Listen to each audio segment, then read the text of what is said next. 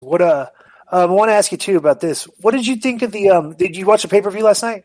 I did. Yeah, I watched it this morning because I can't stay up for it anymore. It's not worth my time. Any like give us your take, like, so because we already did a podcast on it. We spoke about it at the beginning of the show.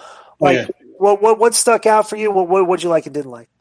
It's weird for me because I think those guys have a lot to overcome under the conditions, and I feel like everybody worked hard. I can't point at anything in the show where I can say this person had a bad match and this person had a bad match. But again, it comes down to I don't understand why Oscar and Banks go out there and make all that effort, and then they put that finish at the end of the match. I versus I again was advertised as somebody would literally have their eye taken out. So I don't understand. And I knew that they were taping the match before. I reported that they were taping that and the swab match before.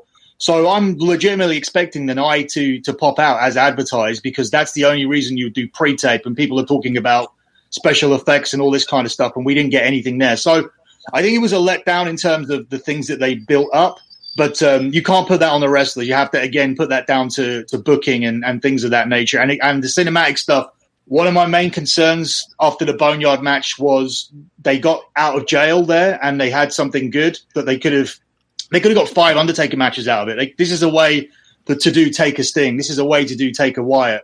But instead they've exhausted us on cinematic matches by July, and that was one of the predictions. I think I made it on a show that you were on as well, one of the first shows, and I said I think by the time we get to SummerSlam, we're probably going to be done with cinematic matches, because I really didn't enjoy that one last night.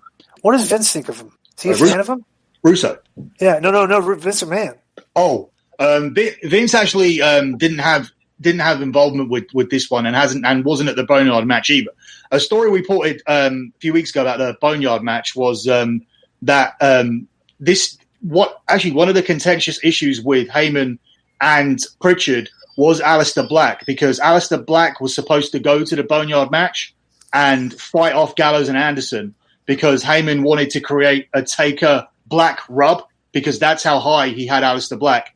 And Pritchard, even at that time, said, we don't need Aleister Black in this match. I don't see it. And when Pritchard won that battle, that was seen as a key battle in terms of Heyman being on his way out and shifting over to Bruce.